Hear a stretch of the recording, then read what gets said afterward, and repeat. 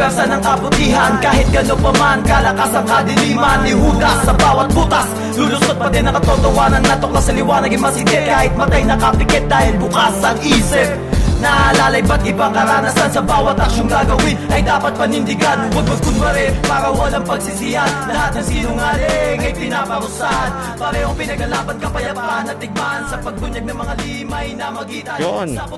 So what's up? Welcome po dito sa Pinoy Soldier TV.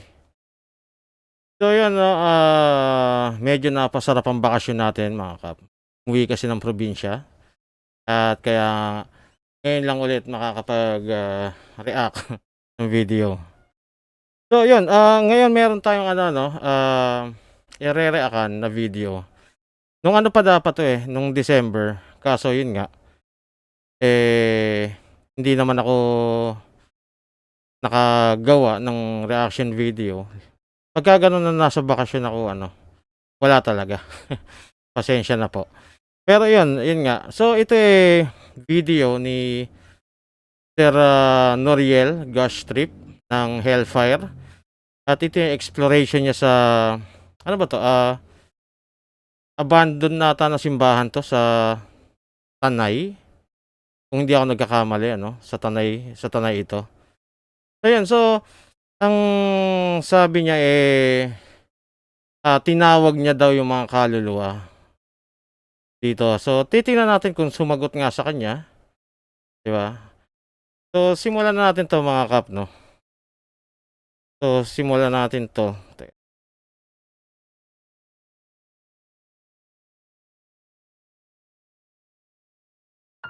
Sa videong ito ay muli ninyong matutunghayan ang isa na namang nakakatakot at nakakapanindig balahibong eksplorasyon at investigasyon sa isang hindi aktibong chapel o abandonadong chapel dito sa Tanay. Chapel lang pala, chapel. So yun nga. Sorry po, akala ko simbahan talaga So chapel lang pala ito. At bukod sa chapel ay may katabi din itong nag-iisang nicho. Pero nasa 6 o 7 Creepy. buto ng mga tao ang nasa loob ng nag-iisang nichong ito. At lahat sila ay magkakamag-anak. Alam ko pong naririnig niyo ako ngayon. Pwede po kayo magparamdam sa akin. Pwede po kayo magpakita. At after almost 2 years, muli nating binalikan ang chapel na ito. At muli din nating makakausap si Tatay Jerry sa kanyang mga nakakatakot na kwentong kababalaghan. Parang lagi may nakasubaybay sa'yo hanggang sa loob ng film na yan. Mararamdaman mo siya hanggang mula ulo hanggang paa ay talagang titirik lahat ng inyong balahibo. Pagkatapos ng 1 taon at 9 na buwan ay muli nating binalikan. So yun clear naman na dati niya na napuntahan to. And ayon dun sa na-interview niya, sabi ni tatay, no, so talagang active daw talaga rito. No, may mga aktibidades. Tama ba yung Tagalog ng activity? So pagpasensya nyo na, medyo bobo rin ako sa Tagalog. So may mga activity na nangyayari dito sa lugar na to. So yan, mas lalong nakaka-excite pagka ganito. May aabangan talaga tayo sa video. So sana tingnan natin, di ba? Ang lugar ni Tatay Jerry upang exploring muli ang puntod at chapel.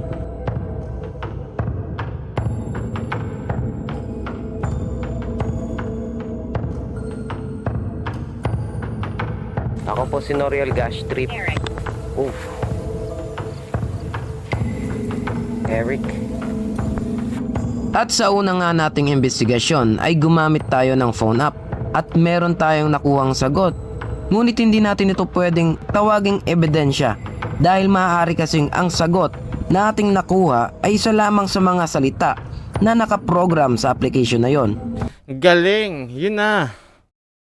Yun yung yun yung sinasabi na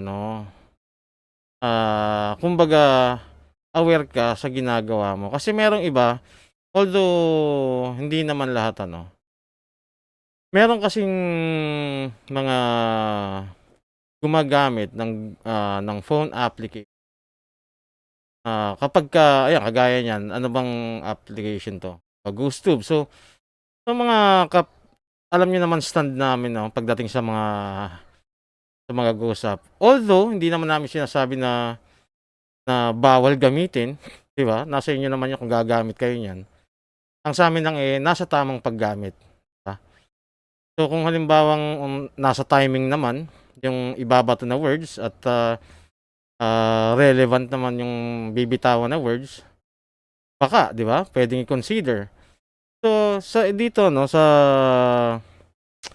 ginawa ni Sir Noriel, hindi siya kumbaga, hindi talaga siya nag-rely or hindi niya dineklara na paranormal agad or spirito talaga yung sagot or sumagot dun sa galing sa phone app. Kasi alam naman natin na kung GhostTube ito, ang GhostTube word bank yan. May mga nakastore talaga na words. Yan at may mga magti-trigger lang like EMF or ano yun nga, yung electromagnetic field kung halimbawang mati-trigger para magbato ng word si GhostTube or yung application. So ganun lang yun. So technically, yung words ay naka-store or naka-save na mismo sa application. Pero bago tayo magpatuloy, kung nanonood ka man sa aking Facebook page, click mo na ang follow at idamay mo na rin pati ang notification bell para updated ka sa ating FB page. Sa YouTube, subscribe at tayo. Kung sa YouTube ka naman naligaw sa aking channel, ay i-click mo na rin ang subscribe button at hit mo na rin ang notification bell para lagi kang updated sa ating mga video. Sir Noriel, talagang dala mo yung BPO din to no. Button. Umpisaan na natin. Hellfire, grupo ng mga mandigma sa mundo ng misteryo, sila'y nagtataguyod ng lihim, nagtatanggol sa dilim hanggang harapin ang panganib sa paglalakbay sa paranormal. First time kong magre-react ng kay Sir Noriel na video. Diba? And dun sa mga nagtataka na hindi porke yun nga kung sino man nakapanood sa inyo or sino man nakabisita dun sa video na nagkaroon kami ng ng konting talakayan o palitan ng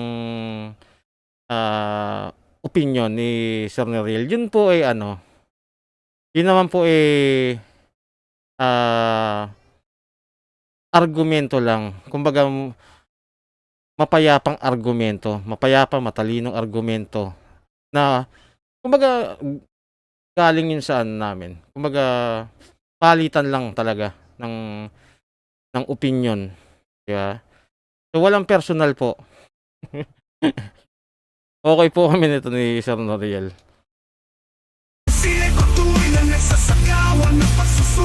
Magandang gabi sa ating lahat. Noriel Gash Trip nga pala. Muling nagbabalik dito sa Kalinawan Hidden Lagoon dito sa Tanay Rizal.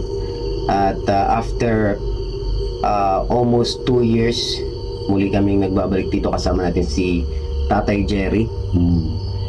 Tatay Jerry, kamusta po ang Ay, mabuti naman. Ito, awa naman ng Diyos, malakas pa. Malakas pa. Ilang taon na po, Tay? Ay, 66 na ako ngayon. 66. Bata Pero ngayon, pa? Tay, kasi 2 years nang nakakalipas. Meron akong gustong balikan talaga dito din. Chapel. Ano tong chapel na to, Tay? May active pa ba to?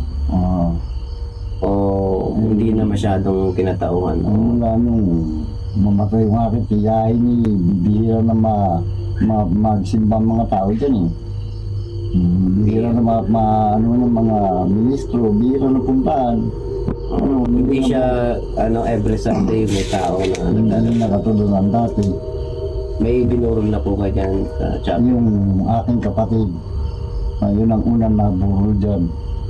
Tsaka may nakalibing din, no, katabi ng Oo, chapel. yung mga tatay at nanay ko naman yun. Ito yung kabuuan ng chapel. No? Kung makikita nyo, ayan yung sinasabi kong ilaw.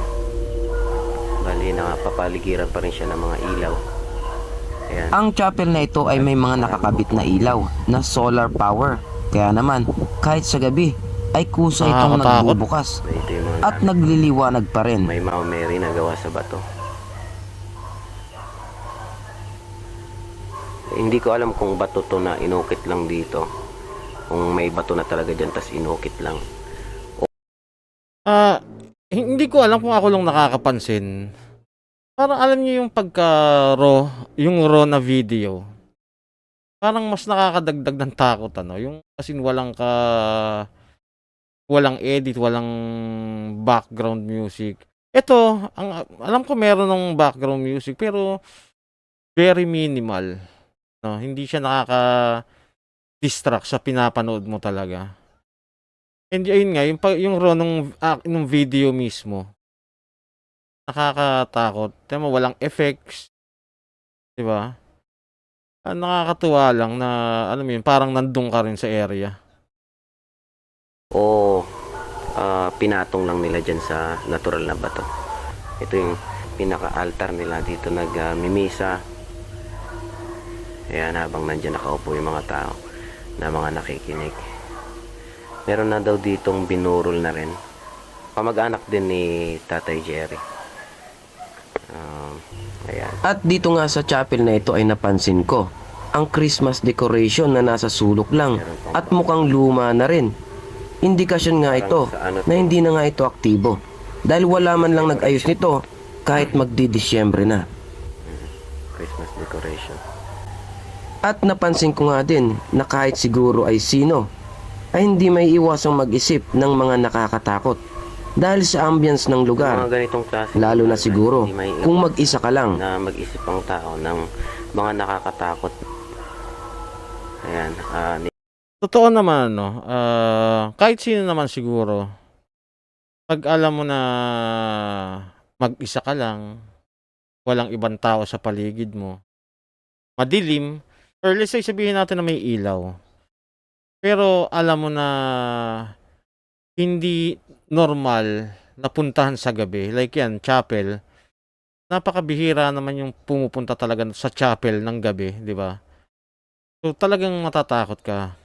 And yung ano, no, maalala ko lang, sinabi na kanina na may naiburol dyan and may nicho or may nailibing ata, 6 na tao. Kung hindi ako nagkakamali, pakicorrect na lang po ako dahil mahirap. Yun po yung naalala ko, no. So may naiburol na at may nicho. So kung iisipin technically, bakit magkakaroon ng multo sa ganyan lugar? So ang teorya kasi magkakaroon lang ng yun nga, paramdam or or may maiiwan na imprints kapag may matinding emosyon or dun sa or yung history niya, di ba? Kung diyan mismo namatay or nag-agaw buhay yung tao, yung emosyon, di ba? Yung imprints, dun lang. Pero kung halimbawa hindi naman diyan namatay or hindi naman or walang significance dun mismo sa tao. Kasi pwedeng kung halimbawa yung namatay siya yung caretaker mismo or dating devoted na nagsisilbi dyan sa chapel na yan. Pwede, no? Pwede. Pero kung halimbawang normal na tao lang, dyan binurol, pero hindi dyan actual na namatay. Parang walang reason para magkaroon ng activity o magparamdam yung mga namatay. Di ba? Anyway, tuloy natin mga kap. nilalaro ka na ng takot mo, mga naiisip mo. Kasi nga, yung ambience ng lugar ganito ka creepy. Oh, Kahit creepy sabihin mo nga. chapel ito, guys. Gubat eh, oh, paligid. Ayan pala. Guys, naniniwala ako na ang mga chapel is pwede maging haunted. Kasi alam niyo kung bakit. Yan, gusto ko yan. Naniniwala ko na kapag ang espiritu ay ang taong namatay na, pumupunta sila dito sa chapel para magdasal. Hindi ko alam pero parang last resort nila yon na humingi pa rin sila ng tawad kahit mga patay na sila. At dun guys, pupunta tayo sa bandang dun mamaya. Well, to be honest, ngayon ko lang narinig yan. Pwede siguro, no? Kasi, kasi, yun nga, unang-unang beses ko narinig yan, yung teorya na yan na pumupunta sila dyan para magdasal pa rin at humingi ng kapatawaran. So, sa akin, ewan ko. Hindi ko alam. Pwede naman. Pero, ang alam ko lang ang pwede lang na puntahan ng is yun nga, kung saan it's either saan merong nangyari yung strong emotions. Diba? Or kung significant, yun nga, kung halimbawang devoted na naglilingkod dyan sa chapel na yan noong buhay pa sila, diba? At hindi pa nila tanggap or hindi nila alam na patay na sila. Kung alaman nila is yun nga, hindi nila tanggap. Pero itong teorya na ito, first time ko na rinig ito. So, hindi ko alam, hindi ko pwedeng pabulaanan o hindi ko rin siya pwedeng sabihin totoo. Siguro, yun, susubukan ko rin na i-search. Hindi ko rin kasi talaga alam. Pagpasensya nyo na mga kap. Pero, ano yan para sa akin is dagdag kaalaman yan. Yeah. Kung totoo man yan, magandang yan. Dagdag kaalaman sa atin yan.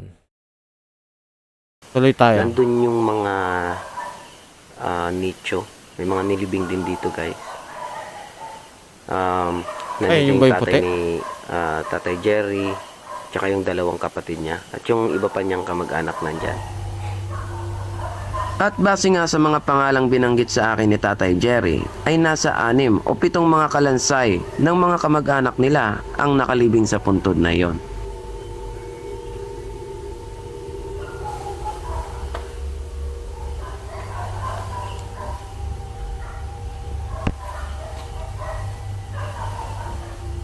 At kung gusto nyo naman makita itong mismong lugar na ito, ay pwede kahit nasa bahay ka lang. Dahil search nyo lang ang Kalinawan Hidden Lagoon sa Google Map, ay madadaanan ito at makikita nyo na ang mismong chapel. Yung cross. Ay baka malay nyo, isang araw mapuntahan ko rin yan, di ba? Ayan, so titingnan natin mga kap, soon, kung tatama ang schedule, di ba? So yan, actually nakausap ko si Sir Noril kung paano puntahan yan. So yan. Kung saan na nilagay yung cross dito. Tapos mga santo. Okay, so guys, gagamitin natin yung mga device natin na madalas ninyong nakikita sa akin tuwing nag-iimbestiga ako. At maglalagay na nga tayo ng dalawa nating mga kagamitan sa pag-iimbestiga tulad ng REM pad at motion sensor na kayang gumawa ng ingay at liwanag kapag nakatch natin ang atensyon ng gusto nating kausapin.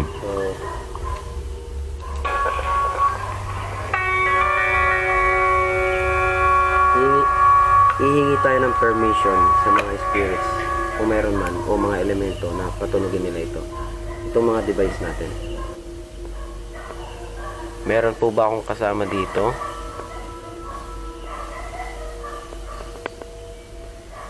Yun pong mga nagdadasal po hanggang ngayon sa lugar na ito.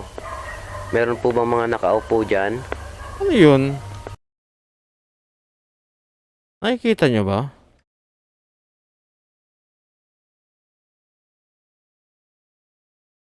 Nakikita nyo ba to? Itong dalawang anong to?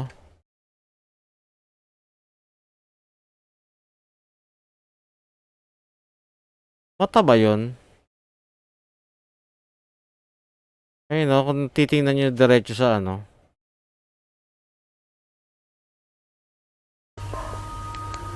Hindi naman nata. Kala ko mata.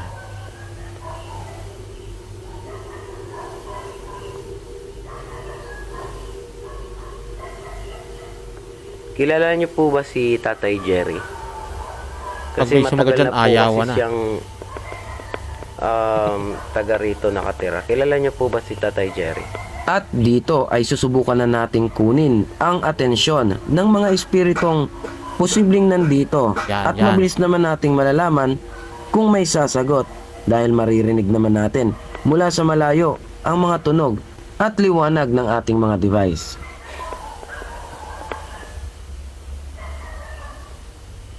Madalas niyo po ba siyang nakikita dito?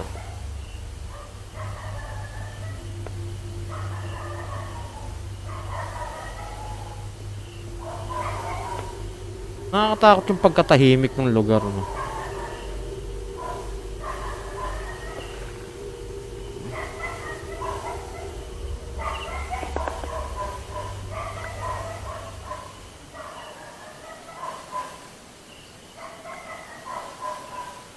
Teka lang. Sir Noriel, di ka naman naglalagay ng jump scare, no? Ang feeling ko may lalabas bigla. Huwag po kayong mahiya o matakot sa akin. Wala po akong balak na masama po. Gusto ko lamang po makipag-usap sa inyo kung meron po akong kasama ngayon. Sana po paintulutan nyo akong gumamit ng mga device para sa mga posibleng sagot ninyo po pag nireview ko.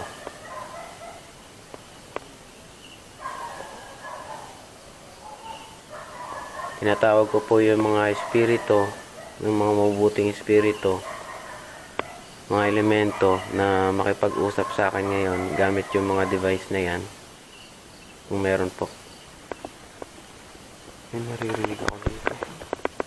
Feeling ko talaga may biglang manggugulat.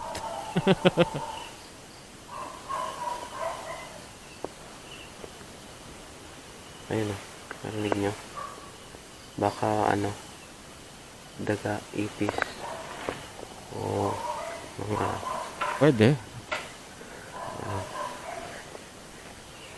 hayop, palaka, ganun. Totoo po ba may binurol na po dito? May binurol na po sa lugar na ito.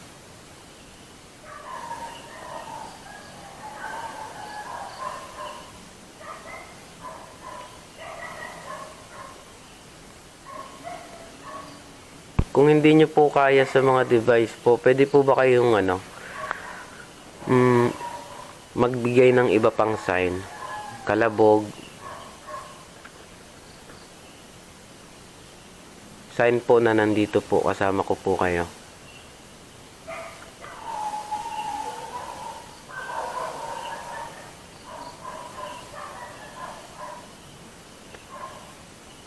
Hindi ako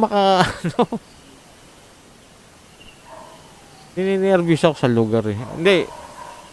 Mga kap. Alam niyo yung feeling na para ako nanonood ng ng Nuke Top 5. Yung bigla na lang may jump scare. Ayun yung pumapasok kayo sa isip ko eh. Pero alam ko naman hindi naman lalagyan siguro ni Sir Noriel to ng jump scare.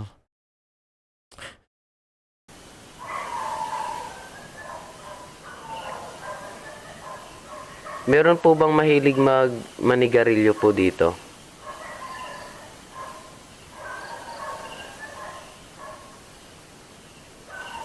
Nandito po ba si Sir Renato? Yung kapatid po ni Tatay Jerry.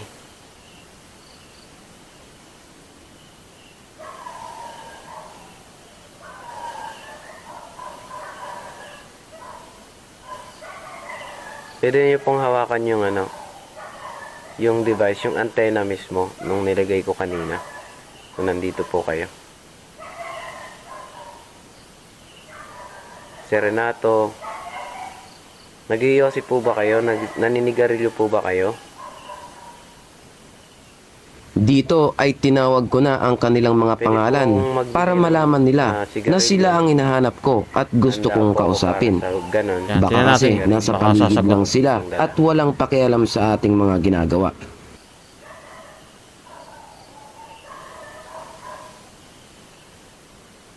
Si Jake po. May Jake po ba dito?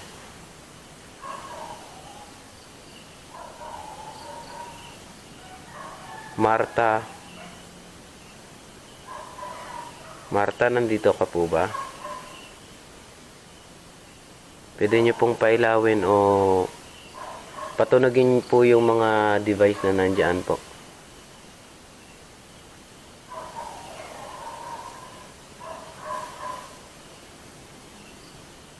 Kaibigan ko po si Tahimik. Tatay Jerry. Well, may mga aso. Hindi po ako masamang tao.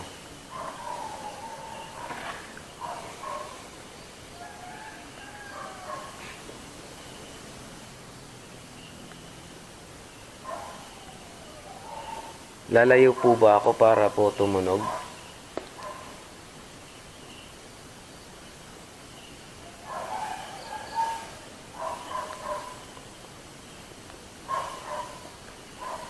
Okay, nakalayo na po ako.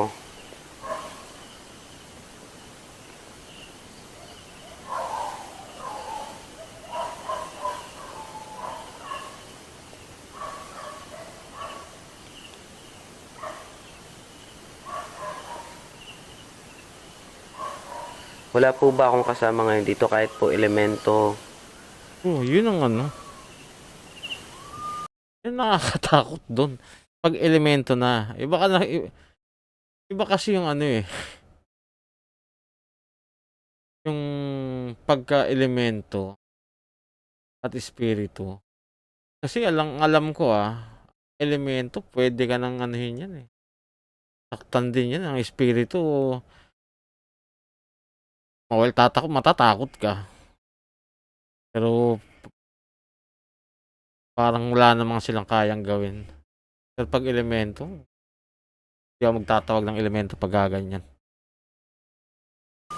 Dito ay napansin ko na nga na mukhang mailap pa rin sa atin ang mga espiritu. Maaring hindi pa natin nasasabi ang gusto nilang marinig mula sa atin. O di Lilipat kaya ba? naman ay hindi din sila komportable sa mga device na nilagay natin. Kaya naman sa mga susunod pa nating gagawin ay magiging mas interesante pa ang mga mangyayari.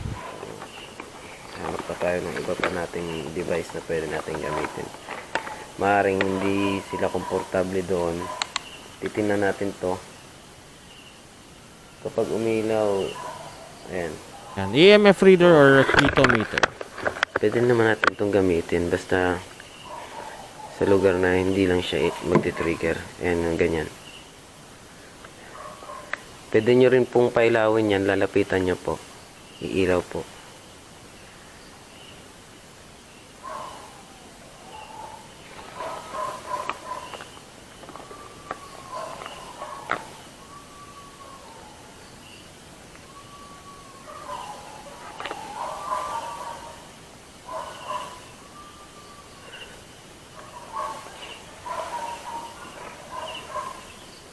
Ano po, may kasama po ba ako dito o may kasama? Wala po. Team lang yun Roberto?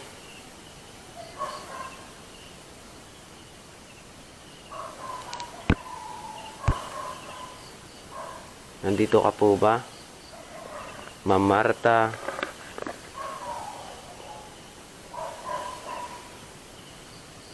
Ernesto? Sir Ernesto? Renato, Sir Renato. Kaibigan ko po si Tatay Jerry, yung kapatid niyo po. Baka pwede po kayo magparamdam para makita po niya sa video.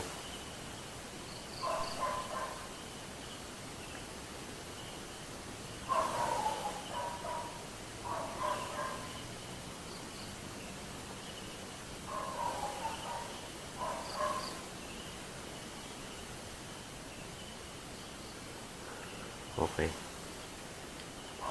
So, wala. Po ba? Okay. So, ang next natin gagawin guys ay yung pupuntahan na natin yan. Pupuntahan na natin yung punto doon. Marahil nandun yung mga posible, no? Posible nating matawag sila dyan sa kung saan sila nakalibing. Ayan. Yan. Lipat pwesto.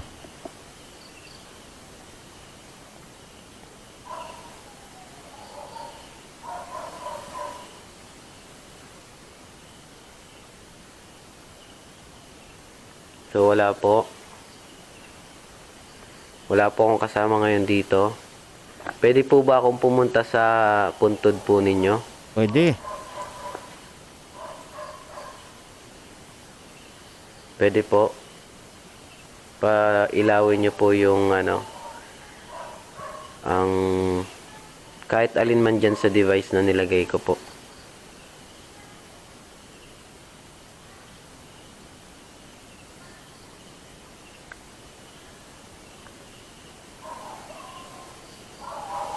Doon tayo sa puntod. Ay, yun, umilaw. Yun. Yun na. Ayun, umilaw. Ha? Oo. Ay, Yun, no? yun, umilaw.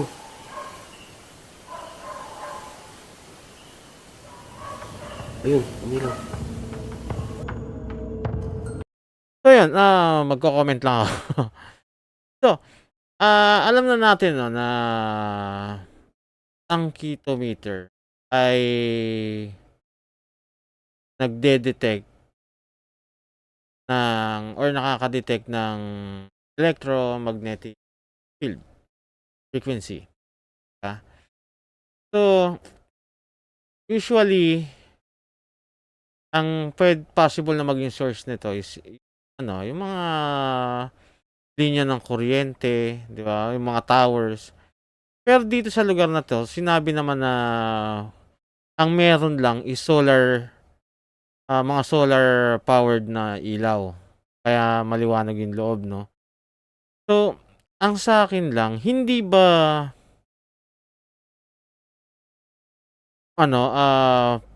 possible din na ma-detect yun? Di ba? Pwede. Since energy rin siya. Siguro pwede, no? Pero, ang tanong, bakit yung pag-ilaw neto ng EMF niya is hindi consistent. Ano lang siya? Papitik-pitik lang.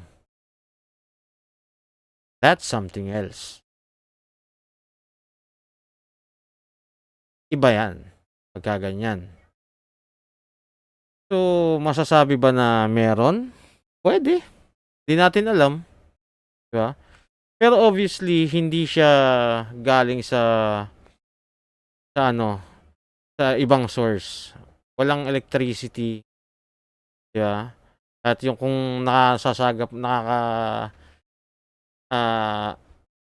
man to ng mga solar na ilaw. Pero yun nga, bakit hindi consistent yung ilaw niya, papitik-pitik lang. Diba? Creepy din. At sa wakas ay nakita nating umilaw na nga ang ketometer na nilagay natin sa isang pulpit. At ang tagal din bago tayo makakuha ng sagot mula sa posibleng spirit. Totoo. Ganyan ang pag-ghost hunting.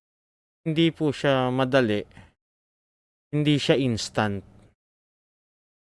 For sure, kung titingnan natin, itong video na to is 25 minutes or yeah, roughly 26 minutes. Pero yung actual nito, yung pag-shoot nito, for sure, hindi lang. Baka nga 1 oras mahigit to eh. Na-chop na lang to sa editing. Kasi ang pag-ghost hunting ay, yun nga, ang puhunan po, bukod sa pagod, puyat, kasama rin po dyan yung oras, yung inip. Hindi po siya madali.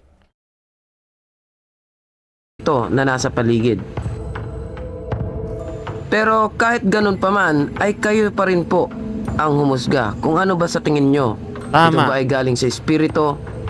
O ito ba ay nagkataon lang? Meron po kayong mensahe kay Tatay Jerry.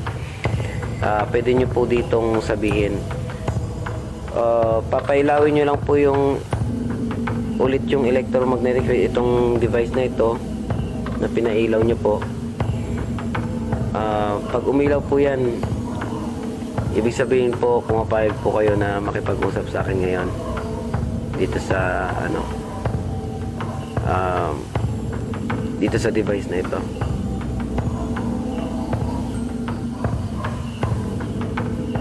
O kahit alin man dyan po sa tatlo na nilagay ko. Umilaw siya. Hindi naman sa akin. Kasi kahit gapit ko dito, hindi siya umilaw. Pero sana nakagitno. Umilaw siya. Ikaw po ba yan, Ernesto? Sabi umilaw ulit. Hindi ko na matandaan ang iba pang mga pangalan na binigay sa akin ni Tatay Jerry. At ang Marta na tinatawag ko ay si Berta pala. At pagkatapos ngang umilaw ng K2 meter natin, ay hindi na nga Berta pala. nasundan pa. Kaya Baka kaya hindi sumagot Sir Noriel. Baka akala iba yung tinatawag mo. Berta pala. siniguro ko na rin na hindi sa akin talaga nanggagaling ang pag-ilaw ng K2 meter natin bago tayo magpunta sa puntod nila.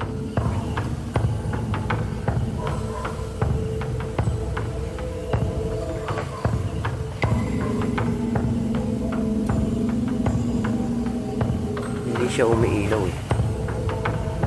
Hindi dahil sa akin eh.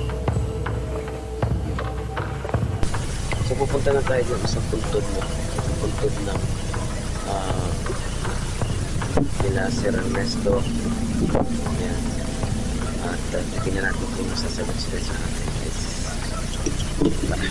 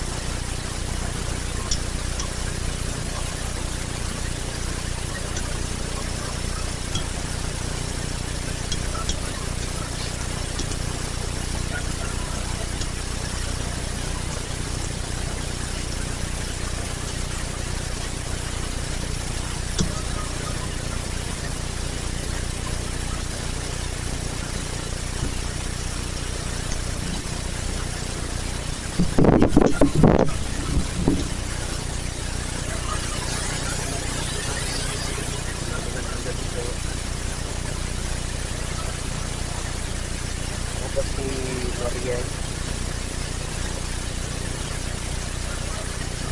Kaibigan ko po si Tatay Jerry. Kung meron po kayong mensahe kay Tatay Jerry, ito na po yung pagkakataon niyo para sabihin.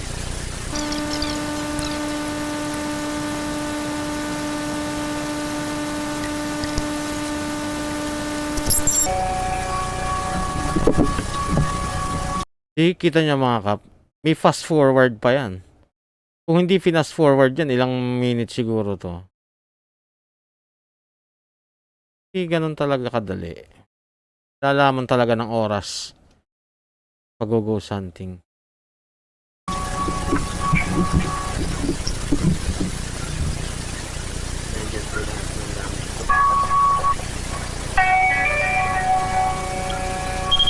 Yun. Tumunog.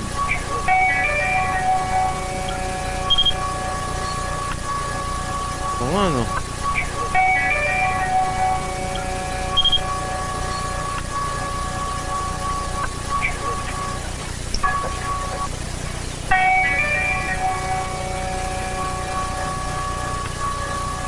Teka lang mga kap.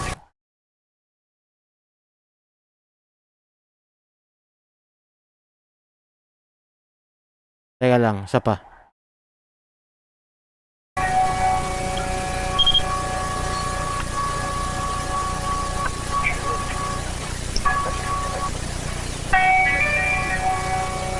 Isa pa.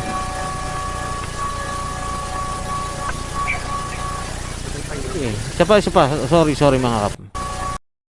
May tinitingnan lang ako.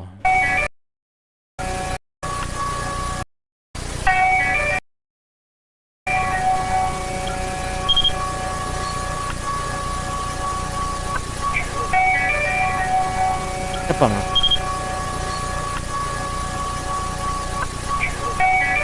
Okay. Ito kasi yan, tinitingnan ko kasi kung yung pagtunog ng REM pad at yung pagpitik ng ilaw ng EMF is sabay. Kasi na-testing ko na mga kap na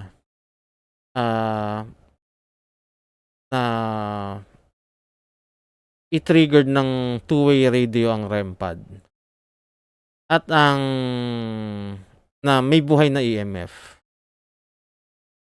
Yung kasi sa two-way radio, pagtunog ng REM pad, as in sabay talaga, yung pag-ilaw ng REM pad at ng EMF. Kumbaga, pag tunog ng REM pad, kasabay na nun kaagad yung ilaw, yung pagpitik ng EMF. Pero dito, kung papansinin nyo, tutunog yung REM pad, siguro parang split second or 1 second lang ang pagitan. Saka iilaw. So, technically, hindi sila sabay.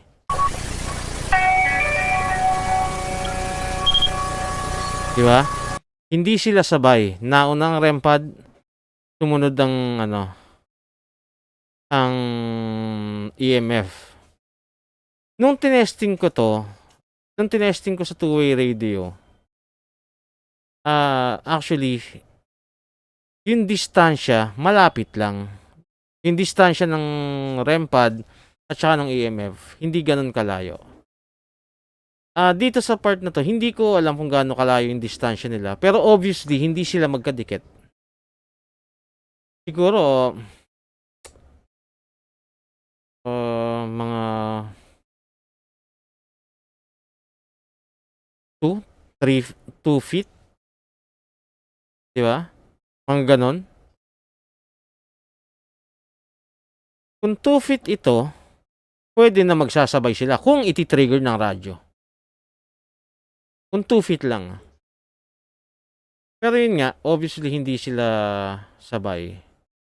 So walang ibang nagti-trigger nito, hindi ito tinitrigger ng kahit ng two-way radio. Kasi pwede kasi na nag-iisip na, hindi, may two-way radio yan. Kahit testingin nyo po, magbuhay kayo ng EMF at REM pad, i-trigger nyo ng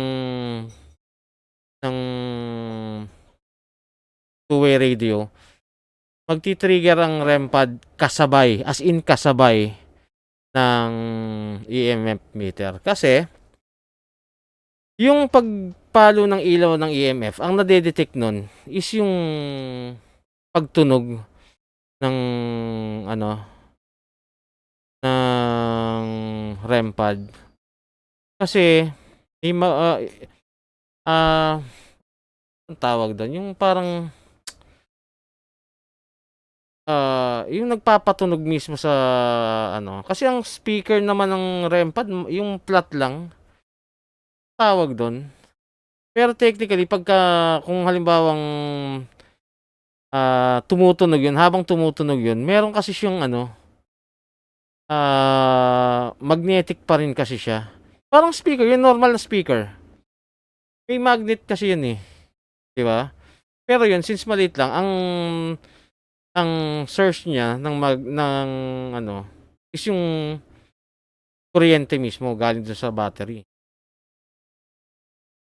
Kaya made-detect pa rin ni ano ni EMF. Pero yung distansya nito ano na dapat 'to eh. Magsasabay dapat 'to eh kung iti-trigger ng two-way radio. So, sa'kin para sa'kin wala naman akong nakikitang ano, pamemeke dito. Hindi 'to tini-trigger ng radyo.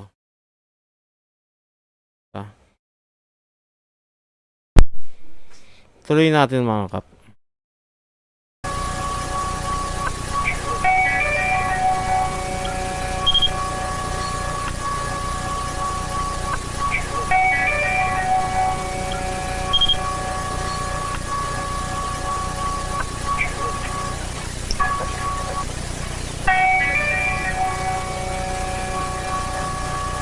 Ano yun? Ano, background music pa rin ba yun, Sir Noriel? Kasi, well, sa akin lang, dapat ano, kung background music yun, sana hindi na nilagyan. Kasi, hindi na naririnig ng audience yung paligid. Baka may makaka-capture pa na EVP, di ba? Sayang.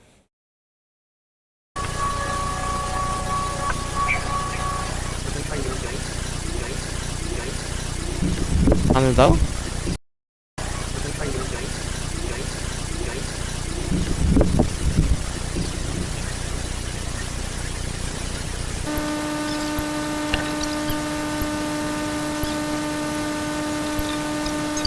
At yun na nga ang kabuuan ng ating investigasyon. So guys, fast forward na po natin. Since hindi marinig ang mga sinasabi ko, at dun lang tayo bumase sa pinaka nangyari at nahuli ng ating camera.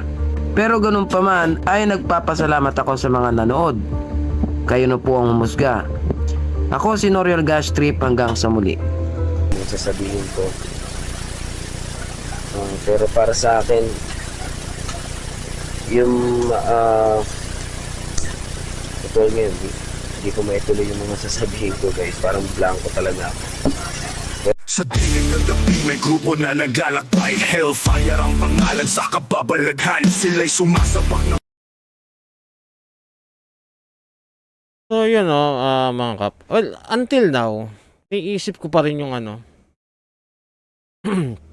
yung pag-ilaw ng EMF kasunod ng REM pad.